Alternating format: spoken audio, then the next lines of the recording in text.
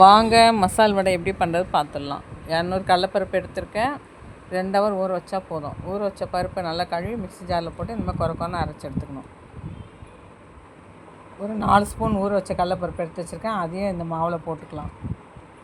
தேவையான சால்ட்டு போட்டுக்கலாம். 2 ஸ்பூன் பச்சரிசி மாவு போட்டுக்கலாம். நல்லா மொறுன்னு இருக்கும். பச்சை மிளகாய், கொத்தமல்லி, கருவேப்பிலை 3த்தையும் போட்டுக்கலாம்.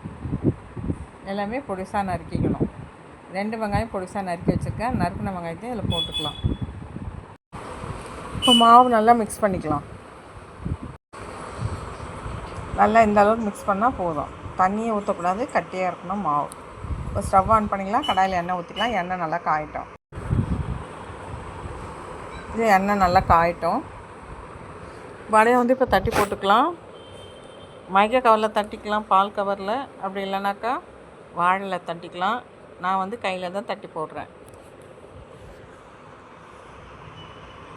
இப்போ நல்லா செவக்கட்டும். உடனே கலரக்கூடாது, சிம்மிலேயே வைக்கலாம். அப்போ தான் நல்லா வேகும்.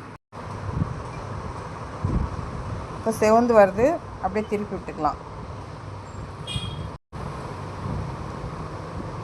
கருகக்கூடாது, லைட்டாக செவந்து வந்தால் போதும். அப்படியே திருப்பி விடுங்க. இப்போ பாருங்கள் நல்லா செவந்துடுச்சு. இப்போ நம்ம எடுத்து பிளேட்டில் வச்சுக்கலாம். இப்போ அடுத்த பேட்சும் போட்டுக்கிறேன். இதை எடுத்துகிட்டு செம்ம டேஸ்டியான மொறுமொன் மசால் வடை ரெடி ஆகிடுச்சு. நீங்களும் இந்த மாதிரி பிள்ளைங்களுக்கு பண்ணி கொடுங்க. குழந்தைங்க வேணாம்னு சொல்ல மாட்டாங்க. இந்த லீவ் டைமில் அழகாக விரும்பி சாப்பிடுவாங்க பசங்க. இந்த வீடியோ உங்களுக்கு பிடிச்சிருந்தால் லைக் பண்ணுங்கள், ஷேர் பண்ணுங்கள். வாங்க, வடை சூடாக இருக்குது, சாப்பிட்லாம். பாய்.